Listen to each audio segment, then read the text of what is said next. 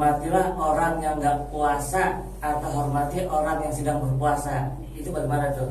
Nah, Supaya iya. penjelasannya. Iya, kadang Iya. yang di tempat kita ini kebalik ya. Kebalik. Ya, benar, Iya. kebalik.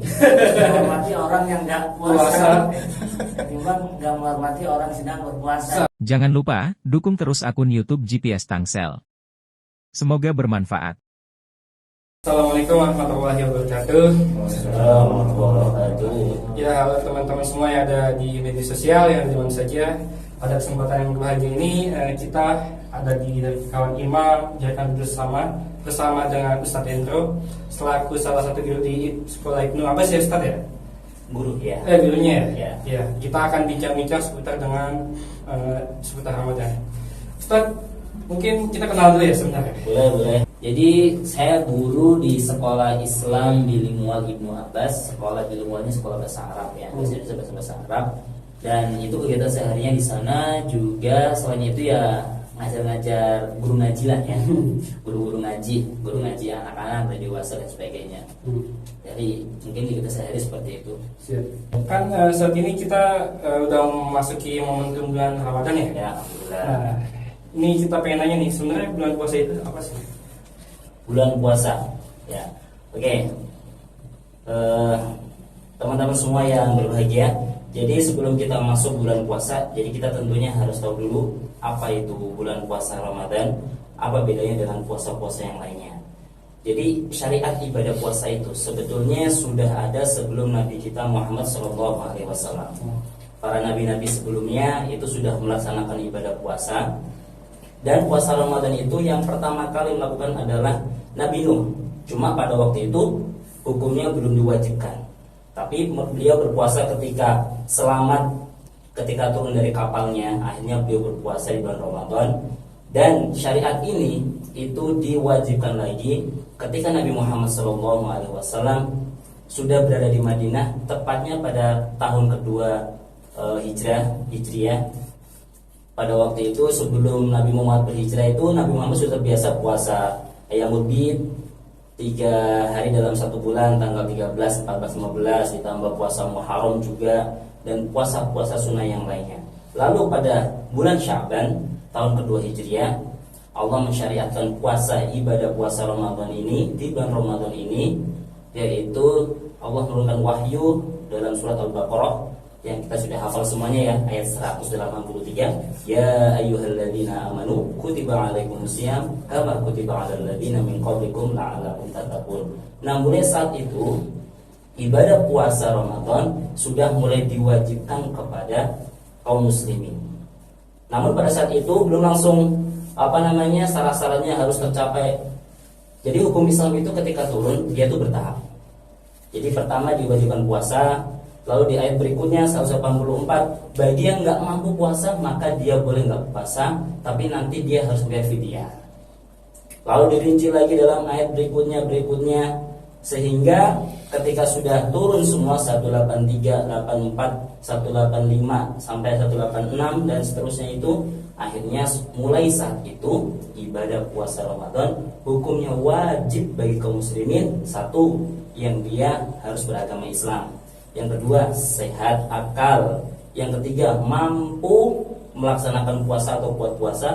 Yang keempat adalah dia tidak dalam keadaan berat, entah itu sakit atau dalam keadaan sedang safar ya, perjalanan, atau dalam keadaan menyusui dan sebagainya. Jadi itu adalah ibadah puasa sejarahnya.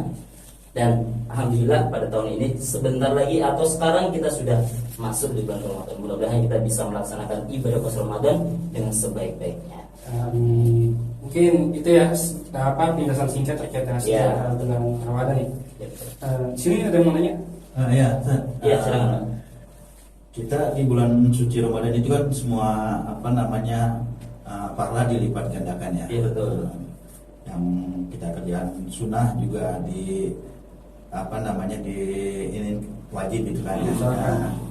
Nah, di bulan suci Ramadan ini pelajari ya itu sunnah-sunnah yang kita harus amalkan gitu Ustaz. Jadi amal-amal sunnah yang harus kita tingkatkan Iya, pada bulan Ramadan di bulan suci Ramadan ini. Ya, betul. Jadi memang betul ketika Ramadan mau masuk itu salah satu persiapan kita sebagai orang Islam adalah ilmu yang berkaitan dengan bulan Ramadan, apa saja hukum-hukum yang berkaitan dengan Ramadan, kemudian amalan-amalan saja yang harus kita lakukan. Dan beberapa amalan sunnah yang sangat ditekankan di bulan Ramadan itu adalah yang pertama itu adalah tentang membaca Al-Quran. Kenapa membaca Al-Quran? Karena bulan Ramadan ini bulan diturunkan Al-Quran. Sebagian dari surat Al-Baqarah ayat 85, Syahrul Ramadan alladzi unzila fihi Al-Quran. Bulan Ramadan yang dimana pada bulan itu diturunkannya Al-Quran. Jadi yang harus kita lakukan yang lebih diutamakan yang pertama adalah membaca Al-Quran. Yang kedua adalah kita melaksanakan sedekah, ya. Karena dalam sabda Nabi itu, jadi Nabi Muhammad SAW adalah orang yang paling dermawan dan lebih dermawan lagi ketika masuk bulan Ramadan. Itu Nabi Muhammad SAW. Yang ketiga adalah amalan-amalan sholat sunnah. Sholat sunnah, khususnya sholat tarawih yang harus kita lakukan. Karena ini hanya khusus di bulan Ramadan. Ini pun kalau bisa jangan sampai kita lewatkan dan jangan sampai kita tinggalkan karena sayang waktunya. Ya, jadi amalan yang sangat ditekankan itu tadi ya Al-Quran, Al-Quran, terus kemudian sedekah, sholat tarawih dan sholat sunnah yang lainnya, dan juga sholat qiyamul lail. Mungkin itu Pak yang lebih kita utamakan dan juga lebih tingkatkan lagi. Asisten. Sama-sama Pak. Nah itu kalau misalnya untuk batas usia orang yang berpuasa itu dalam puasa Ramadan itu dari usia berapa sampai usia berapa Ustaz? Jadi salah satu syarat seseorang itu terkena kewajiban puasa. Syarat puasa itu kan yang pertama jelas dia harus Islam. Ya. Kalau non Muslim maka dia nggak wajib puasa Ramadan. Jadi nggak boleh dipaksa. Kalau dia mau makan silakan. Tapi jangan di depan umum ya makannya. Di depan umum sambil ngecek-ngecek itu yang enggak ya. Islam. Yang kedua itu dia harus balik. Balik itu adalah sudah terbebani kewajiban-kewajiban dalam Islam. Seperti sholat, puasa Ramadan. Dan tanda yang balik bagi laki-laki itu adalah ketika dia mimpi basah. Dan perempuan itu ditandai dengan dia haid atau menstruasi. Maka dia sudah wajib melakukan puasa Ramadan. Dan bila dia meninggalkannya, ya, maka dia harus mengqadhanya atau menggantinya. Mengqadhanya, ya. Kemudian yang ketiga harus sehat akalnya. Nggak stres ya. Kalau mau nggak puasa ya silahkan. Misalkan dia orang gila bebas ya. Kalau dia nggak puasa itu berarti tandanya termasuk orang gila stres gitu. Dia harus sehat akalnya dan mampu melaksanakan puasa. Kalau kakek-kakek atau nenek-nenek sudah lanjut usia ya, itu kan kadang nggak kuat, maka diperbolehkan ibu menyusui, yang hamil besar, orang yang sakit atau seorang musafir yang menempuh perjalanan jauh, maka dia boleh tidak berpuasa dengan syarat nanti mengqadhanya atau di beberapa kasus dia boleh membayar fidyah. Fidyah itu dia harus memberi makan seorang muslim dengan satu kali makan sebagaimana dia makan. Jadi kalau dia biasa makannya makan yang enak, nggak boleh dia diberi makanan yang paketan 10.000. Kita doakan 25.000 dia Ya, makan 10.000 gitu. iya tidak sesuai dengan kita makan. Kalau kita biasa makannya yang enak, ya misalkan sabana itu ya kita berikan sabana gitu ya. Bukan kak yang belakangnya cik, bukan itu ya. Bukan itu. Jadi syarat minimalnya ya tadi dia sudah balik. Ya. Jadi kalau misalkan kalau anak kecil boleh nggak puasa? Boleh latihan untuk puasa. Ya, karena kalau dari kecil sudah terbiasa puasa itu kan nanti dia ketika dewasanya atau sudah balik akan mudah diarahkan. Jadi kalau dari kecil udah nggak mau puasa, nggak dilatih puasa, dibiarkan dan tiba-tiba sudah masuk waktu wajib puasa, baru disuruh puasa pasti lebih berat nanti. Jadi anak-anak boleh puasa, tapi hukumnya nggak wajib. Kalau dia merasa lapar ya boleh silakan cukup. Jadi salah satu syaratnya itu ketika diajarkan untuk berpuasa itu adalah ini ya, namanya akalnya Ya, akal ya, dan juga balik. Nah, saat ini kan kadang di lapangan itu ada fenomena yang mengungkapkan puasanya ketika bulan puasa setan itu terbelenggu. Nah itu maksudnya Ya. gimana Ustaz? Setan ya, setan ini kan musuh kita ya. Jelas ya, setan ini musuh kita. Nah memang dalam hadis Rasulullah SAW itu disebutkan salah satu bunyinya itu kutipan hadisnya ya. Ketika masuk bulan Ramadan itu sufidatis syayatin, setan itu diikat atau dibelenggu ya. Setan itu diikat atau dibelenggu. Nah, maksudnya apa? Maksudnya di sini memang ketika bulan Ramadan, setan-setan yang biasa goda manusia, yang ngajak yang buruk-buruk biasanya, ayolah maksiat, enggak usah sholat, itu sangat jauh berkurang dibanding bulan-bulan yang lainnya. Kalau hari biasa itu orang maksiat itu udah biasa banget. Maksiat itu di mana-mana. Tapi bulan Ramadan itu maksiat itu jauh berkurang. Namun kita harus ingat, tetap ada setan yang memang dibiarkan oleh Allah Subhanahu wa taala untuk menggoda manusia. Ya.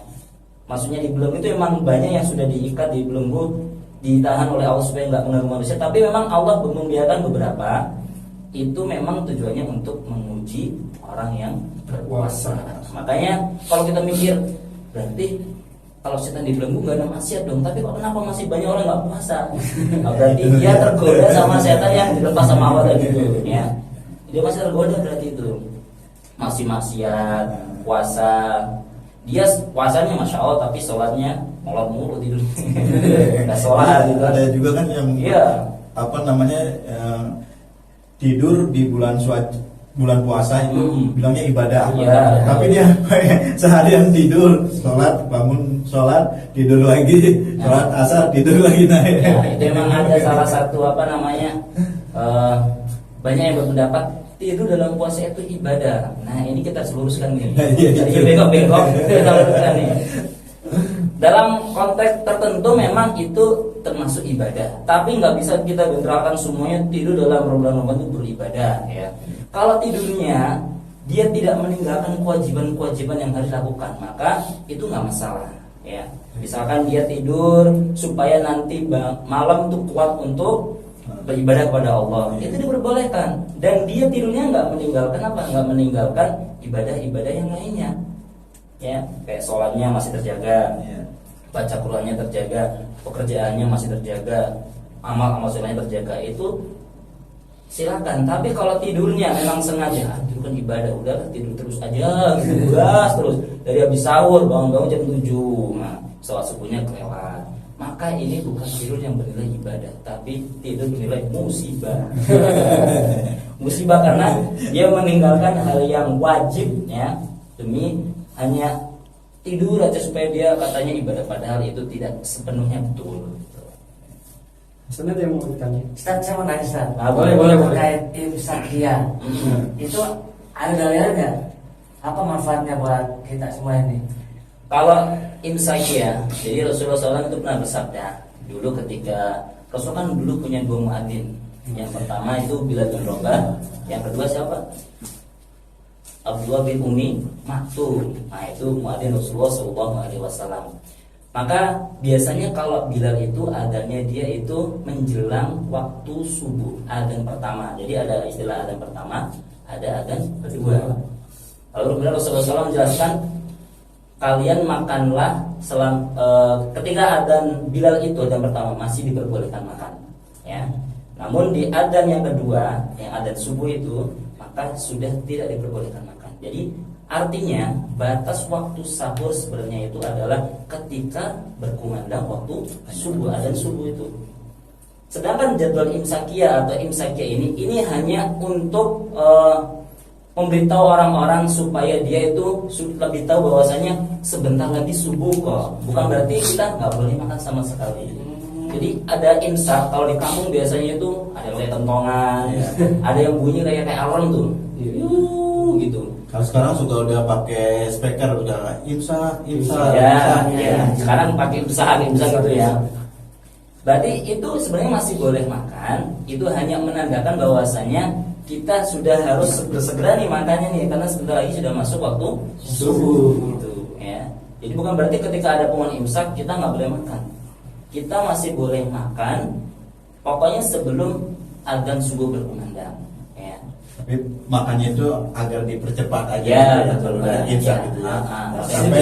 Sampai santai. Imsak baru nyeduh kopi kan. Jadi rasa diminum Udah, iya. adzan subuh.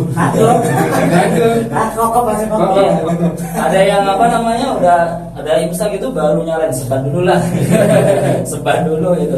Itu kan tandanya udah mepet waktunya. Jadi ya kalau bisa kita sudah bersegera untuk menyelesaikan sahur kita ini biar kita nggak kebablasan gitu. Jadi itu masalah imsakian. Jadi masih boleh makan, yang penting belum berkumandang azan subuh. Itu aja. Satu lagi Ustaz, Ya. Iya. terkait hukum menelan ludah. Nah, karena dulu waktu saya kecil ya kan ya, tatkala kita dibilangin ya, jangan nelen ludah batal loh gitu kan ya. Makanya pasien puasa sedikit buang ludah. Ludah. Saya kering gini ya. Tidak bukunya doang. Ya. kan? Jadi yang termasuk membatalkan puasa apa sih kira-kira? Kan makan dengan sengaja, minum dengan sengaja, melakukan perbuatan suami istri dengan sengaja, ya, dan beberapa hal yang lainnya. Kalau menelan ludah itu kira-kira batal atau tidak? Jadi sebenarnya kalau untuk menelan ludah ini maka kita tidak membatalkan puasa. Jadi nggak membatalkan puasanya. Jadi kecuali lidah kita keluarin dulu, kasih royco atau kasih micin itu ya gula, baru kita telan ludahnya, itu batal. Karena ada makanan yang Masuk. gitu ya. Tapi kalau kita nggak makan apa-apa, nggak minum apa-apa, ya maka itu tidak membatalkan puasa. Sama juga yang membatalkan puasa itu ya ludahnya kita keluarin, kita kumpulin, baru kita minum lagi. Itu dijorok ya. Itu membatalkan. Tapi kalau dari mulut kita masuk lagi ke dalam ini kita maka itu tidak membatalkan puasa sama sekali. Kalau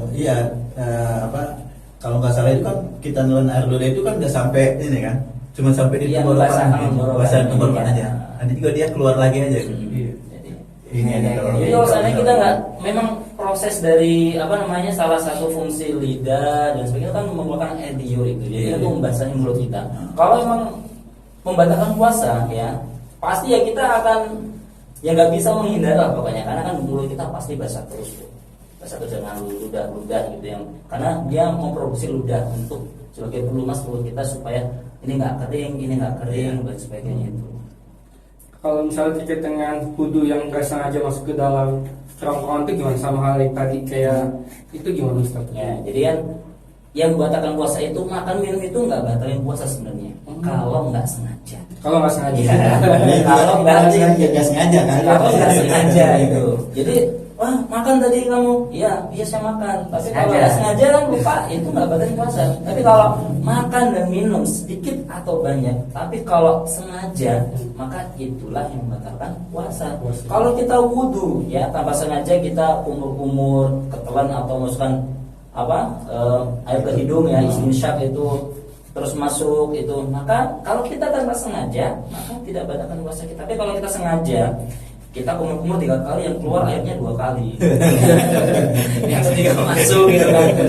Oh cuma 2 kali gitu yang keluar. Maka itu ada rencana itu kan. Ada rencana dan pasti sengaja, dan itu bisa membatalkan puasanya. Gitu. Jadi yang penting intinya sengaja atau tidak.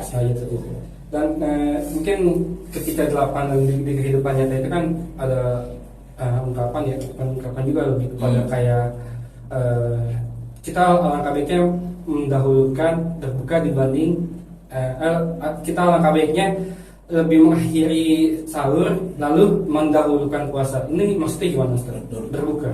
Mendahulukan berbuka maksudnya. Iya, jadi menyegerakan berbuka dan mengakhirkan. Oh iya. Itu masih banyak yang masih belum paham, itu gimana Ustaz? Ya.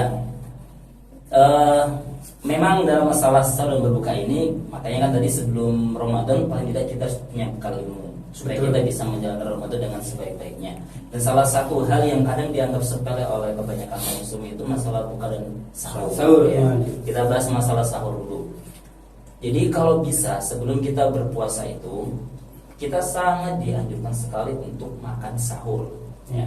Karena ini salah satu sunnah Rasulullah SAW. Meskipun dengan hanya sebiji kurma seteguk air, kita kalau bisa jangan tinggalkan sahur ini. Kenapa? Sabda Rasulullah, tasahharu fa inna fis sahuri barokah. Sahurlah kalian semua, karena dalam makan sahur itu ada barokah, kebaikan di dalamnya. Jadi sayang kalau kita tinggalkan masalah sahur ini. Meskipun kelihatannya seperti saya kuat, nggak minum, nggak makan, nggak sahur, biarinlah ya. Lebih baik kita sahur tapi puasa daripada kita sahur tapi nggak puasa kan. Ya kan? Lebih baik kita sahur atau kita nggak sahur puasa, pokoknya jangan sampai kalau bisa kita tinggalkan sahur ini. karena ada keberkahan di dalamnya. Dan kebiasaan dari Rasulullah SAW itu ketika sahur itu di akhir malam. Ya, sahur ini kan waktu akhir malam menjelang subuh. Maka waktu terbaiknya adalah diakhirkan. Akhirkan bukan berarti mepet 3 menit lagi ada, bukan. Diakhirkan itu ya pokoknya kita jangan terlalu awal. Kadang ada orang, apalagi sekarang ya, membangunkan sahurnya jam 1 malam. Nah itu dia. Membangunnya sahur jam 1 malam. Sahur bangunnya pakai apa, kentongan atau apa gitu ya. Niatnya baik tapi jam 1 itu masih lama waktunya, sangat lama sekali.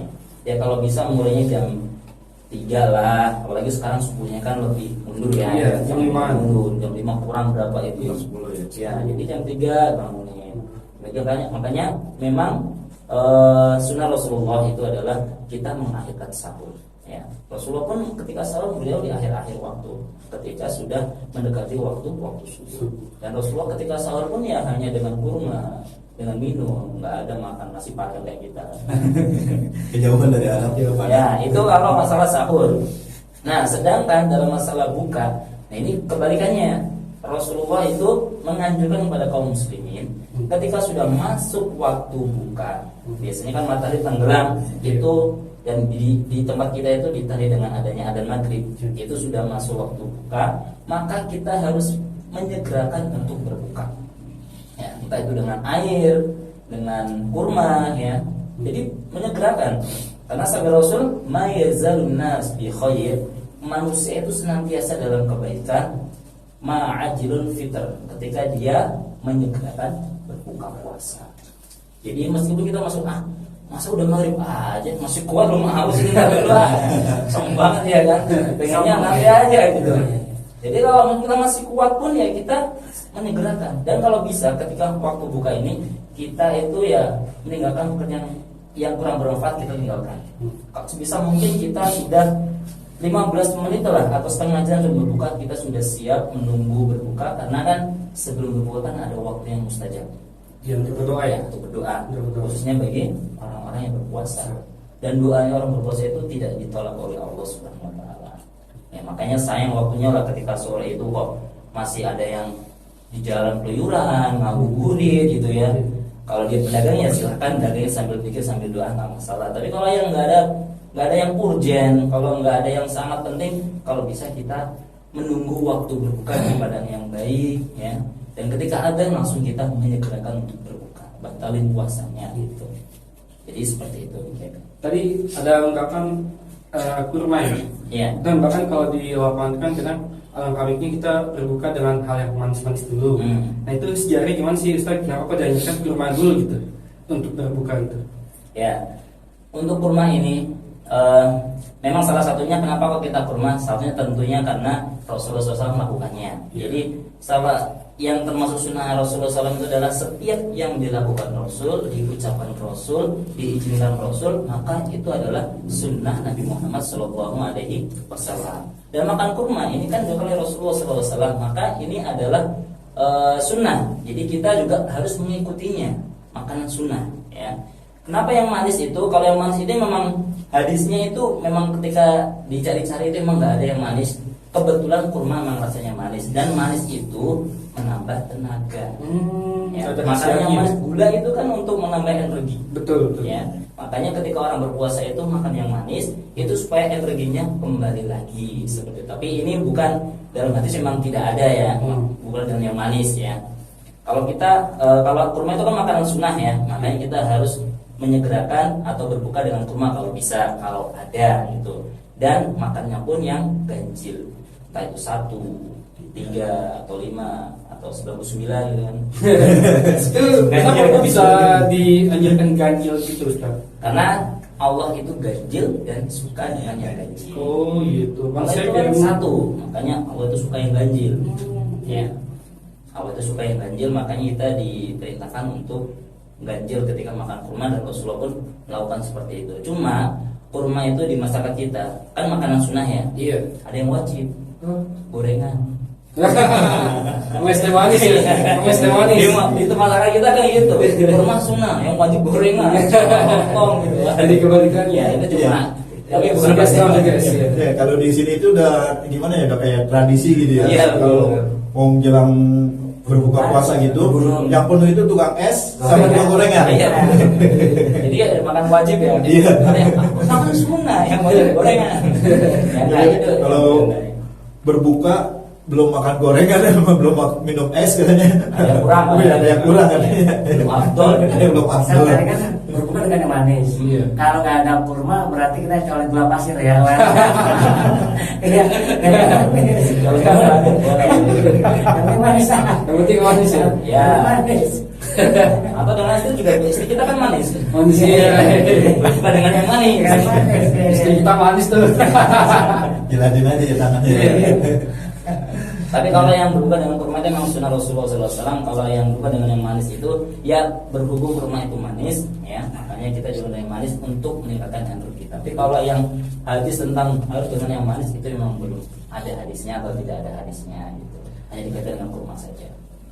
Saya pengen nanya lagi Ustaz. Ya. Karena kan pada delapan itu kita menemukan kayak tantangan-tantangan gitu ya. Bagaimana sih sikap kita supaya kita tuh nggak tergoda gitu? Kayak apa contohnya? Contohnya kayak misal ketika kita panas-panasan kita melihat es teh, nah kan wah ini kan pengen buka tuh. Ya betul. Nah gimana sih cara supaya iman kita tuh tetap terjaga gitu, supaya puasa kita tetap semangat lagi atau bagaimana? Tadi kan di awal kita sudah menyebutkan bahwasanya di bulan puasa itu setan dibelenggu ya. Tapi Iya. memang masih ada masih ada yang dibiarkan, yaitu untuk menguji manusia. Memang salah satu ujian orang yang berpuasa itu adalah menahan hawa nafsu, entah itu nafsu makan, nafsu syahwat, nafsu amarah dan lain sebagainya. Makanya ketika kita berhadapan dengan hal yang seperti itu, maka yang pertama harus kita lakukan adalah kita harus, kalau kita kurang yakin kita mampu bertahan, kita menghindari tempat itu. Menghindari dari tempat itu. Misalkan kita lagi ngadem nih, ada tukang es sebelah kita. Kita kalau kita mampu merasa diri kita yakin, oh saya mampu kok, nggak apa-apa, saya di sini aja enjoy itu, nggak masalah. Tapi kalau kita merasa, wah takut tergoda saya, lebih baik kita menghindari dari tempat itu, tempat tersebut yang bisa memicu syahwat nafsu kita, entah itu nafsu makan, nafsu amar atau nafsu syahwat ya kepada lawan jenis. Kita hindari tempat yang seperti itu. Ya. Yang pertama harus kita menghindari. Kalau misalkan kita ada di situ, ya terpaksa kita ada, ya kita harus perbanyak istighfar, astagfirullahaladzim. Ya pokoknya kita minta ampun sama Allah, minta dikuatkan iman kita, ketaatan kita, gitu.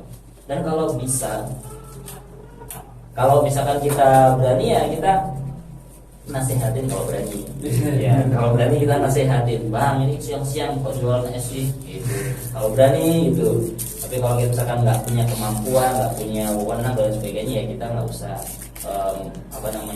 nggak usah menasehatinya, nggak usah ngingetin. Kita mendingan kita pergi dari tempat itulah, karena itulah godaannya, godaan orang berpuasa. Jadi godaan berpuasa itu ya banyak sekali, ya bukan hanya menahan lapar, haus, ya, tapi gak nafsu, mulut, telinga, mata. Ini semua kita harus tahan godaan dari semuanya ini. Karena sejatinya puasa itu kan, pengertian puasa kan adalah meninggalkan dari segala yang membatalkan puasa, dari terbit fajar sampai terbenam matahari. Jadi bukan hanya makan dan minum, tapi yang lain itu juga bisa membatalkan ibadah puasa kita. Seperti itu. Ada yang mau tanya lagi? Ini biasanya gitu ya saja. Kebanyakan gitu ya. Di sholat tarawih ini ya, di sholat tarawih itu malam pertama sampai malam 10 biasanya masih ramai. Malam 10 sampai malam 20 udah mulai. Nah, malam 20 sampai ke sananya tinggal sebaris. Ya, betul Pak ya, fenomena ini udah kita rasakan ya. Kita rasakan di musola kita, masjid kita itu setiap hari pasti ada kemajuan. Kemajuan ramenya, tapi kemajuan sopnya ini. Ya, betul. Memang kalau di awal yang namanya semangat itu, orang kan pasti ketika masuk Ramadan kan masih pada semangat ya. Ini adalah masalah semangat dulu. Dan rata-rata ketika sudah masuk awal puasa itu, orang-orang semangat akan berbondong-bondong untuk beribadah menjalankan puasa. Namun di tengah perjalanan memang banyak yang sudah puasa sudah mulai kendor lagi semangatnya, sudah mulai ya nggak sesemangat di awal lah. Satu karena memang setan yang bisikan ya, bisikan diskon, bisikan apa dan apa, akhirnya orang sudah mulai berkurang ya. Dan memang betul ketika sudah apalagi kalau sudah menjelang 10 hari terakhir ini, itu sudah sangat sedikit yang berjamaah sholat di masjid atau tarawih di masjid. Kenapa? Karena Allah mau menyaring orang-orang yang benar-benar akan mendapatkan malam Lailatul Qadar. Karena tidak semua orang itu bisa mendapatkan malam Lailatul Qadar. Ya. Jadi Allah menyaring. Jadi Allah itu sudah memilih dari awal. Bukan hanya nanti hari terakhir Allah belum. Allah sudah memilih dari awal puasa itu dilihat siapakah yang berhak mendapatkan malam Lailatul Qadar, siapa yang nggak berhak nanti. Kalau orang hanya modal-modal ikut-ikut aja ya walau soal maka dia dapat yang qadar. Tapi kalau yang benar-benar semangat karena pengen dia beribadah karena Allah dan Ramadan, insya Allah nanti dia akan istiqomah di menjalankan ibadah puasanya atau ibadah lainnya, dan tentunya dia akan bisa mendapatkan malam atau qadar penyaringan, ujian gitu. Ya, Bisa. ini saja. Kayak misalnya gini, saya kerja di kantor misalnya di pabrik ya. Nah, suka ada misalnya kita buka puasa bersama. Ya. Gitu. Nah, kita otomatis kan ketinggalan sholat berjamaah nih, nah, sholat taraweh ya kan misalnya. Nah, kita pengen nggak mau meninggalkan sholat taraweh, otomatis kita sholat taraweh di rumah sendiri gitu kan. Dan gimana Ustaz? Apa pahalanya kita pahala berjamaahnya hilang, tapi pahala tarawehnya dapat apa? Gimana Ustaz? Ya, fenomena bubur ini ya pasti Ya, pasti banget tuh. Ada yang dikorbankan. Ya, fenomena bubur ini pasti akan berlaku ketika Ramadan ini. Bersama teman kerja, teman main bola, ya, teman sekolah, kampus dan sebagainya pasti. Nah, makanya kalau ketika bubur ini, kalau bisa kita itu memilih tempat yang memungkinkan kita bisa untuk tidak meninggalkan sholat berjamaah. Entah itu tempatnya dekat dengan masjid atau di tempat itu ada musola atau masjidnya yang bisa kita gunakan untuk sholat. Ya, kalau bisa milih tempat dulu nih. Tempatnya harus yang bisa membuat kita tidak meninggalkan sholat jamaah. Karena biasanya orang bubur itu pasti nanti sholat maghribnya akan keteteran. Betul. Sholat maghribnya, jadi nggak berjamaah kan? Iya. Ya, bubur ini kan nggak wajib. Bubur ini kan nggak wajib ya. Yang harus segera kan bukanya kan buka bersama. Tapi emang ini fenomena kadang untuk ajang silaturahmi yang nggak masalah gitu. Tapi kalau bisa milih tempat yang bisa digunakan, yang bisa digunakan untuk sholat berjamaah, misalkan maghrib, supaya maghribnya nggak masing-masing atau nggak mundur gitu. Ya. Yang kedua, kalau bisa buburnya nggak usah lama-lama. Nah, mending mulainya lebih awal sebelum bubur itu, sebelum ada maghrib. Jadi datang lebih awal. Ya, jadi kalau mau yang sharing sebelumnya. Jadi setelah makan itu, setelah sholat, ya kalau bisa selesai acara biar nanti sudah bisa pada pulang untuk mengejar waktu sholat taraweh. Dan meskipun kalau memang nggak bisa ya, karena tempatnya jauh, kena macet dan sebagainya, dan terpaksa kita nggak sholat tarawih di masjid, maka nggak masalah kita sholat di rumah sendirian. Gitu. Sholat tarawihnya bisa boleh sendirian atau bersama keluarga di rumah berjamaah juga nggak apa-apa.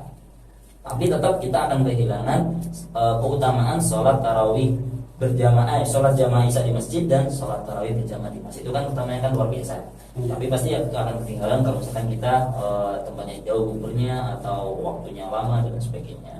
Tapi kalau misalkan memang terpaksa tertinggal, kita lanjutkan di rumah sholatnya. Yang penting jangan sampai kalau bisa kita jangan tinggalkan sholat tarawihnya. Ya, karena kan hanya bulan Ramadan kan seperti itu. Maksudnya? Iya, Ustaz. Ya. Di tengah-tengah masyarakat kita, ya, sholat tarawih itu ada yang 11 rakaat, Ya. ada yang 12 rakaat. Mm-mm. Nah, lebih utama yang mana? Kita 12 lakukan. Dan 23.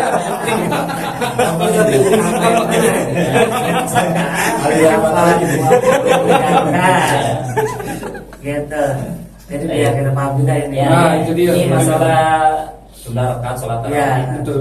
Ya, kita memang di masyarakat kita nggak bisa hindari ya, ada perbedaan jumlah rakaatnya, ada yang 11 rakaat, ada yang 23, bahkan mungkin ada yang lebih ya. Gitu.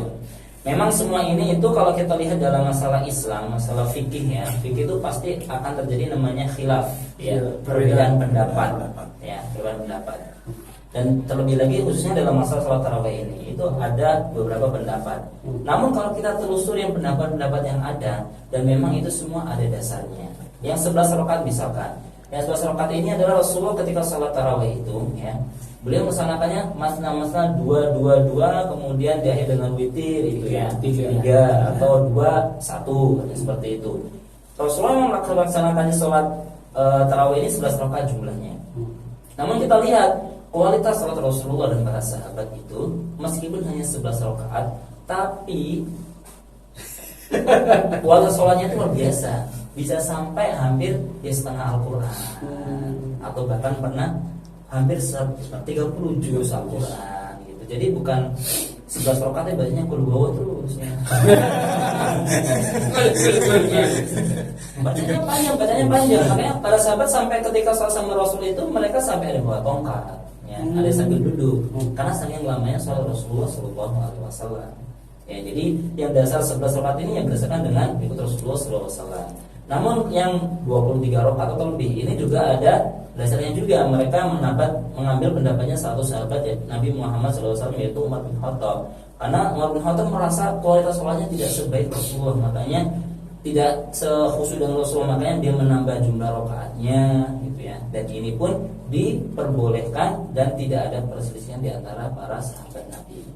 Jadi kalau yang mengambil 11 silahkan, yang 23 silahkan. Asalkan gini, ketika sholat harus khusyuk ya, dan tumak nina. Kan salah satu rukun sholat kan harus tumak nina, tenang, tidak terburu-buru itu. Tapi gimana Ustaz yang kemarin ya viral-viral sholat tarawihnya 5 menit selesai itu? Kita masuk tumanina apa kayak? Ini terus tadi ya. Rukun sholat salah satunya adalah tumanina. Jadi ketika rukunnya tumanina, ketika tidalnya tumanina, ketika sujud juga harus tumanina dan sebagainya. Maka kalau ada orang ketika dia sholat rukunnya tidak tumanina, berarti ada salah satu rukun yang ditinggalkan. Jadi kalau rukun sholat ditinggalkan, maka sholatnya tidak sah. Ya. Tidak sah karena belum ruku gini udah gini, belum duduk gini. Jadi belum tidak berdiri dengan tegak itu dia langsung sujud. Ya ini maka tidak sah. Ya. Makanya kita juga harus pilih-pilih di mana musola atau masjid yang baiklah untuk melaksanakan sholat. Mau yang 11 atau 23, yang penting rukun-rukun sholat tercapai. Dan kalau bisa kita pilih yang bacaan imamnya itu yang sesuai dengan ya sesuai tajwidnya lah ya, sesuai tajwidnya gitu. Karena kadang sekarang itu orang yang ketika menjadi imam musola atau masjid itu ada yang sifatnya masih senioritas, ya, yang sesepuh, yang pokoknya yang sesepuh lah dia harus menjadi imam. Padahal kalau dari segi bacaan, dari segi ilmu tentang imam itu sholat itu kurang. Tapi karena faktor usia saja sesepuh di situ jadi imam. Ini salah. Faktor umur itu adalah syarat imam yang paling terakhir. Jadi kalau ada imam yang dua-duanya orang sama nih, misalnya pertama itu harus bacaannya, hafalannya, yang kedua ilmunya tentang sholat, yang ketiga siapa yang lebih dulu hijrahnya atau lebih mengenal Islam, yang terakhir baru usia. Yang paling tua di antara mereka siapa. Ya, jadi kalau sholatnya buru-buru, mendingan kita cari tempat yang lain. Tapi kadang yang cepat itu yang jadi favorit. Nah, itu dia. Enak musola sini. Udah cepat ada AC. Udah cepat ada AC-nya. Ya, gak apa-apa cepat asalkan syarat rukunnya masih terjaga. Soal rukunnya masih terjaga, gak apa-apa cepat. Mau yang 11 atau 23 silahkan pilih yang mana. Semuanya itu sah, ada dasarnya, ada dalilnya, silakan dilakukan. Yang nggak boleh, yang salah adalah orang yang nggak mau sholat. Cuma jangan nyalain doang. Kamu 11 rakaat, kamu sholat nggak? Itu ya, yang salah dia nggak mau sholat. Gitu. Itulah masalah sholat tarawih ya. Ada yang lain? Nah. Dulu kita pernah, kita dulu pernah membaca ya, hormatilah orang yang nggak puasa atau hormati orang yang sedang berpuasa. Itu bagaimana tuh? Nah, iya penjelasannya. Iya, kadang yang di tempat kita ini kebalik ya. Kebalik ya, benar iya. Kebalik. Menghormati orang yang nggak puasa, timbang nggak menghormati orang yang sedang berpuasa. Itu dulu pernah. Ya. Di sini itu di Indonesia kan mayoritas muslim. Mayoritas muslim. Itu berapa persen tuh ya perbandingannya? 80 ke atas ya. 80% ke atas itu kan muslim, sisanya kan non muslim. Nah, di tempat kita yang digaungkan selama ini itu adalah hormatilah orang yang tidak puasa. Itu yang salah. Yang selama digaungkan itu adalah hormatilah orang yang tidak puasa.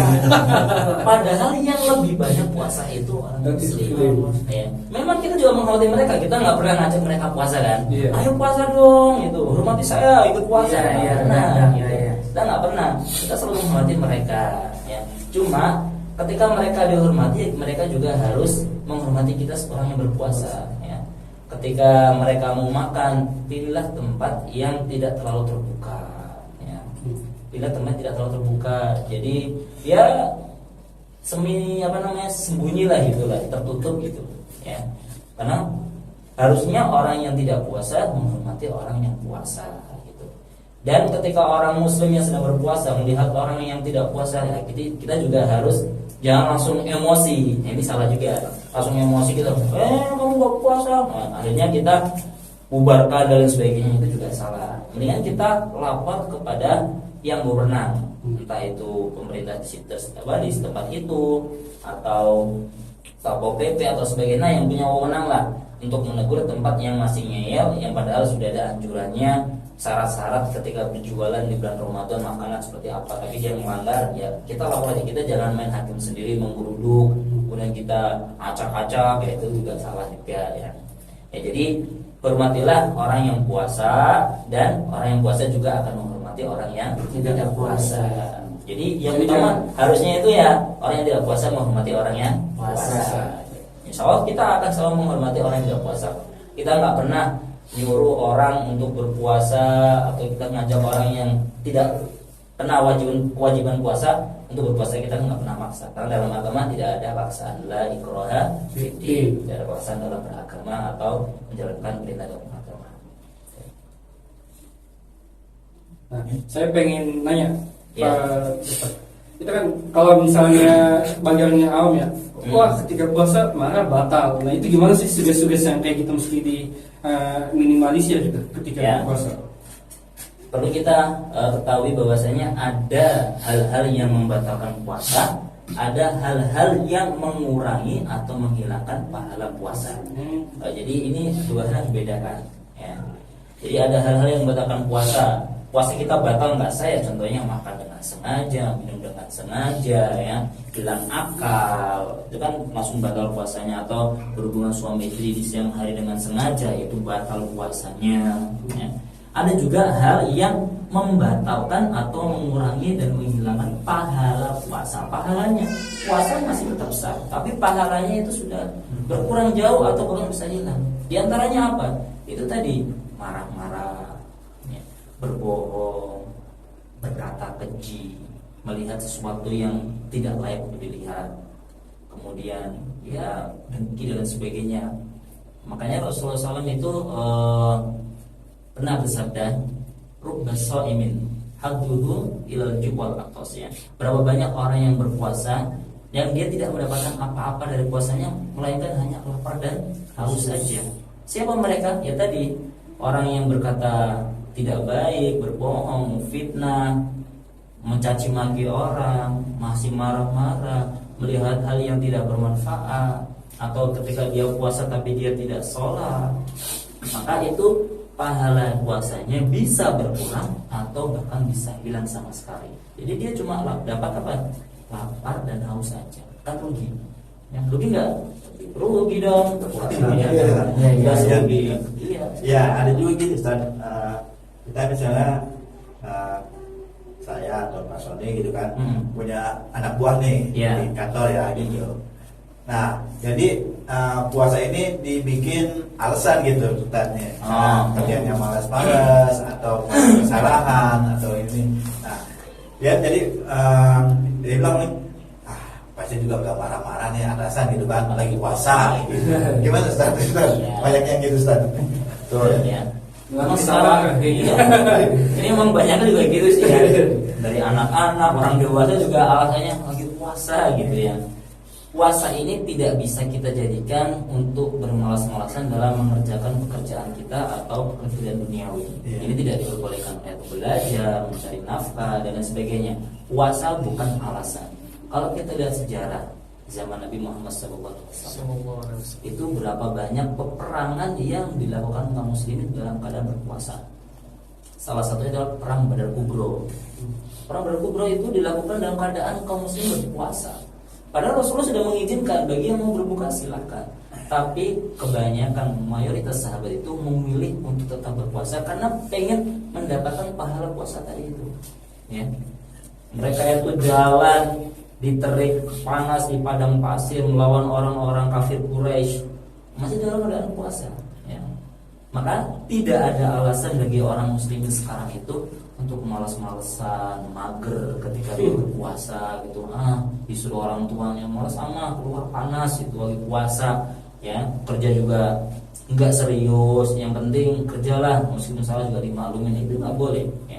Puasa itu tidak boleh menjadi alasan atau penghalang kita untuk bersungguh-sungguh dalam bekerja, belajar dan lain sebagainya. Ya. Maka salah kalau ada orang yang membuat pemakluman lah, dia salah kerja, belajarnya nggak semangat karena puasa. Ini adalah salah dan ini tidak boleh dilakukan atau sebagai alasan yang tidak boleh. Berarti kita bisa menegurnya gitu ya, Bisa ya. Kita bisa langsung Pak. Sumpah tambahnya. Alasan dia bisa jadikan puasa nggak bisa jadikan alasan. Ya tuh nggak bisa alasan untuk malas-malesan, mager ya. Karena ini ya kebanyakan anak-anak kita sekarang seperti itu ya. Iya. Lagi dikit malas lagi puasa atau lagi puasa capek dan sebagainya gitu. Kalau kita niatnya puasa karena Allah itu capek tidak akan terasa. Kalau haus ya terasa, tapi kalau kena ingat ganjaran yang luar biasa dari Allah itu pasti nanti kita akan lupa semuanya ya, tentang puasanya. Nah, saya pengen nanya Ustaz, itu kan kalau dalam puasa itu kan ada tahapan misalnya di malam 10 Fajar itu nanti akan tujuannya ke sana. Nah, malam 10 selanjutnya itu lebih ke sini dari ke situ. Nah, itu bagaimana? Kalau pandangan Ustaz, itu malam 10 itu maksudnya lebih kemana? Tujuannya malam 10 selanjutnya itu lebih kemana sampai ke malam ke-30 itu? Ya. Jadi memang ada beberapa pendapat ya yang mengutip hadis yang bahwasanya 10 hari pertama itu termasuk apa? Kalau nggak salah rahmah ya, atau rahmah, kemudian 10 hari kedua itu apa, terus yang ketiga 10 hari adalah maghfirah, ampunan. Ampunan ya. Jadi sebenarnya untuk pemisah-misahan waktu ini, kalau kita cari hadisnya ya, hadis yang sahih yang benar itu memang kita nggak akan ketemu ya. Meskipun ada hadisnya itu yang derajatnya dhaif atau lemah. Tapi maksud dari orang yang memisah-misahkan waktu ini ya mungkin tujuannya baik ya. Itu tujuannya baik supaya orang itu semangat ya, semangat dalam mengerjakan ibadah-ibadah bulan Ramadan. Tapi kalau kita harus tahu bahwasanya bulan Ramadan itu 30 harinya atau 29 harinya, dari hari pertama sampai hari terakhir itu semuanya penuh dengan keutamaan. Rahmat Allah diturunkan, barokahnya Allah diturunkan, ampunan Allah pun diturunkan, semuanya di 30 harinya dari awal puasa. Cuma memang ketika di 10 hari terakhir itu lebih ditekankan lagi untuk kita meminta ampunan. Kenapa? Karena di situ ada malam Lailatul Qadar ya. Dan salah satu doa yang diajarkan Rasulullah ketika malam Qadar adalah doa minta ampun. Allahumma innaka afuun tuhibbul afwa fa'fu anni. Allahumma innaka afuun karim tuhibbul afwa fa'fu anni, gitu kan. Ya Allah, sungguhnya Engkau yang Maha memaafkan, yang lagi Maha mulia ya. Tuhibbul afwa, mencintai kemaafan, fa'fu anni, maafkanlah saya. Jadi memang di 10 hari terakhir ini sangat ditekankan untuk minta ampun pada Allah Subhanahu wa taala. Tapi sebenarnya dari awal pun nggak masalah kita minta ampun kepada Allah dari awal puasa nih Ramadan, itu tidak apa-apa. Jadi untuk dipisah-pisahnya rahmat Allah 10 hari pertama, 10 hari kedua apa dan sebagainya, itu mungkin untuk memberikan motivasi orang saja utama-utamanya. Tapi sejatinya semuanya itu penuh barokah, penuh rahmat Allah, penuh ampunan Allah, penuh maghfirah dari Allah, dan semuanya itu dari awal sampai akhir itu diijabah oleh Allah Subhanahu wa taala. Makanya kita nggak usah nunggu. Oh berarti ampunannya 10 hari terakhir, jadi saya minta ampunnya nanti aja deh. 10 terakhir ya. Ya kalau ampunnya cukup nggak masalah. Kita nggak tahu kalau ternyata baru sehari puasa ya atau 2 seminggu puasa Allah sudah mencabut nyawanya. Dia belum sempat minta ampun tuh. Kan rugi kalau misalkan minta ampun. Padahal Rasul menyebutkan ragima anfu rajulin celakalah seseorang itu ketika datang Ramadan dan setelah Ramadan berlalu tidak diampuni dosa-dosanya. Berarti dia nggak mau minta maaf, mau minta maaf sama Allah, termasuk orang yang celaka. Jadi jangan kita lewatkan Ramadan ini, baik di 10 hari pertama, di tengah, di akhir, kita manfaatkan semuanya sebaik-baiknya. Ibadah kita, sedekah kita, semuanya minta ampun kita dari awal sampai akhir. Digas terus, jangan sampai kendor. Iya. Nah itu Pak, kan di sebelum Idul Fitri itu kan ada takbiran ya. Ya. Nah dan setelah takbiran itu kan ada Idul Fitri ya. Makna dari takbiran itu dan Idul Fitri itu seperti apa Ustaz? Takbiran ya. Makanya dalam surat Al-Baqarah ayat 185 itu kan Syahrul Ramadan alladzi unzila fihi al-Qur'an hudan lin-nasi wa bayyinatin minal huda wal furqan faman syahida minkum falyasum ya. Dan sampai akhirnya itu yang bagian akhir ayatnya itu adalah kita diminta untuk bertakbir pada Allah Subhanahu wa taala. Jadi setelah bulan Ramadan berlalu, entah itu 29 hari atau 30 hari ya. Ketika sudah terlihat hilal ya. Terlihat hilal kalau di Indonesia itu kan atau batas minimal yang suatu ulama itu adalah kelihatan di atas 3 derajat ya. Itu baru termasuk kelihatan hilal. Berarti besoknya akan Idul Fitri atau Lebaran ya. Maka di malam harinya kita disunahkan untuk mengagungkan Allah ya. Kita bertakbir ya, bertahmid kan lafaznya bertahlil Allahu Akbar, Allahu Akbar, Allahu Akbar, la ilaha illallah, Allahu Akbar, Allahu Akbar wa la ilaha illallah. Jadi kita di situ ada takbir mengagungkan kebesaran Allah Subhanahu wa taala. Kemudian ada tahlil. Tahlil ya, tahlil itu kita meyakinkan lagi atau kita menggaungkan bahwasanya tidak ada Tuhan yang berhak disembah selain Allah Subhanahu wa taala.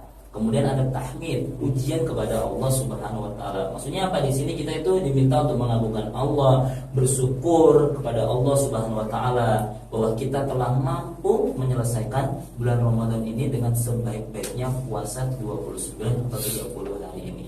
Kapan mulainya? Mulainya itu adalah ketika Idul Fitri, itu setelah adzan maghrib, setelah berbuka puasa. Ya, kita diminta untuk bertakbir dimanapun asalkan bukan di tempat yang kotor atau najis, di jalanan ya, kemudian di rumah-rumah, di masjid, di musola-musola kita diminta untuk menggaungkan itu ya, kalimat takbir, tahlil, tahmid ini sampai nanti ketika menjelang sholat Idul Fitri ya, 2 rakaat itu. Jadi sambil menunggu kita masih bertahlil, tahmid, takbir terus sampai imam sholat kemudian khutbah. Nah setelah itu maka batas untuk bertakbirnya sudah selesai ya, itu kalau Idul Fitri, beda sama dengan Idul Adha. Jadi ungkapan takbiran ini adalah sebagai bentuk syukur kita kepada Allah karena kita telah bisa bertemu dengan Ramadan dan kita bisa melaksanakan Ramadan dengan sebaik-baiknya. Makanya kita diminta untuk bertakbir membesarkan Allah, mentahlilkan Allah, yaitu kita meyakinkan lagi bahwasanya tidak ada Tuhan yang berhak disembah selain Allah, dan juga kita memuji Allah atas segala nikmat yang telah diberikan oleh Allah Subhanahu wa taala. Itu takbiran. Tadi takbiran ya. Terusnya ada pertanyaan lagi. Ya. Nah, itu kan tadi ada yang lewat zakat ya. Zakat itu batas awalnya kapan dan batas akhirnya kapan? Lalu makna dari Idul Fitri itu sebenarnya apa sih dari setelah kita menjalankan puasa Ramadan? Ya. Zakat di bulan Ramadan ya, dan menjelang akhir bulan Ramadan ketika menjelang Idul Fitri itu ada yang namanya zakat fitrah ya, zakat fitrah ini berbeda dengan zakat mal atau zakat harta atau zakat pertanian atau zakat peternakan. Itu ada nisab-nisabnya kapan seseorang itu harus mengeluarkan zakat. Kalau zakat mal itu kan minimal punya 80 gram dalam waktu setahun dan uang itu tidak pernah berkurang dan bukan termasuk uang investasi, tapi memang murni dia harta, bukan harta investasi.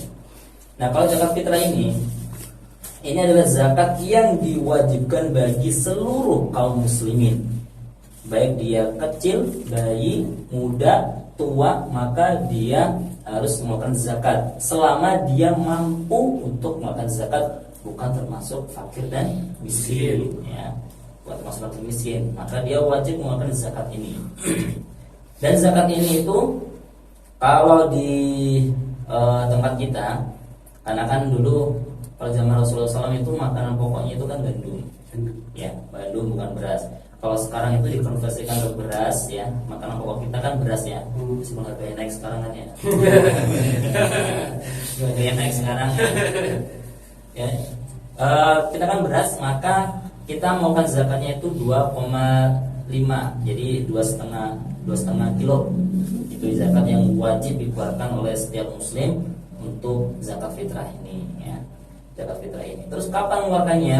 Mengeluarkannya itu ya boleh, afdolnya yang sangat diutamakan adalah di hari-hari terakhir Ramadan, ya. Misalkan seminggu lagi mau Idul Fitri, maka itu diperbolehkan, sudah diperbolehkan. Bahkan dari awal pun nggak masalah.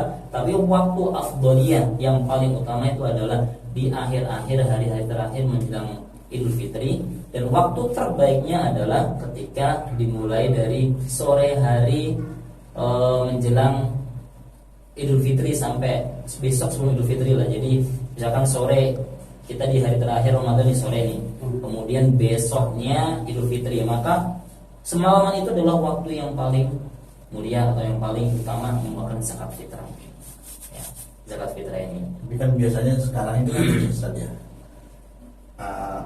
kita bayar zakat fitrah itu kan di masjid misalnya gitu kan. Iya. Nah itu biasanya puasa berapa hari lagi itu, nah itu dia suka udah nggak terima karena dia yang lainnya itu udah udah disalurkan kemana-mana gitu. Nah berarti kita nggak dapat abdolnya itu Ustaz. Ya, kalau kita menjaga lembaga kan gitu. ya memang ada sebatas waktunya ya, Iya. batas pengumpulan sama batas terakhir pengumpulan kalau kita menjaga lembaga. Tapi kalau kita mau sendiri itu lebih bagus ya, karena kita tahu siapa sasarannya kan kita lebih tahu pasti, oh yang membutuhkan orang ini dan sebagainya. Lembaga itu hanya untuk memudahkan kita, mungkin kita nggak tahu siapa yang membutuhkan gitu. Tapi kalau kita tahu tetangga kita banyak yang membutuhkan, yang berhak dia tuh berhak menerima zakat fitrah ini, maka afdolnya kita ngasih sendiri di waktunya, waktu yang terbaik tadi. Ya, kalau bisa. Tapi kalau misalnya kita nggak bisa karena kita nggak terlalu, apalagi tinggal di komplek kita ya, misalkan di komplek perumahan itu yang tetangga kita orang-orang mampu gitu ya, kita nggak tahu orang-orang yang mana yang membutuhkan, maka kita serahkan ke lembaga. Tetap sah zakatnya, ya. Tetap sah zakatnya, tetap diterima oleh Allah Insya Allah Subhanahu Wa Taala kalau kita ikhlas ya. Tapi ya tadi, kenapa kalau lembaga itu membatasi? Karena kalau mereka menyalurkannya mengikut waktu yang afdolnya itu, kalau terlalu banyak khawatir tidak tersalurkan gitu ya. Itu khawatirnya mereka di situ, makanya ada batas akhir pengumpulan, atau mungkin pengurusnya mau mudik. Ya. Kan boleh mau mudik, jadi sebelum saya mudik selesaikan dulu gitu. Saya mau mudik pulang kampung gitu. Ya mungkin kira seperti itu gitu ya. Makanya kalau kita pengen dapat waktu afdoliyahnya itu yang paling utama itu ya kita menyerahkannya sendiri. Gitu. Nah gimana Ustaz kan biasanya kan kalau zakat itu katanya ada di doa-doanya itu ya.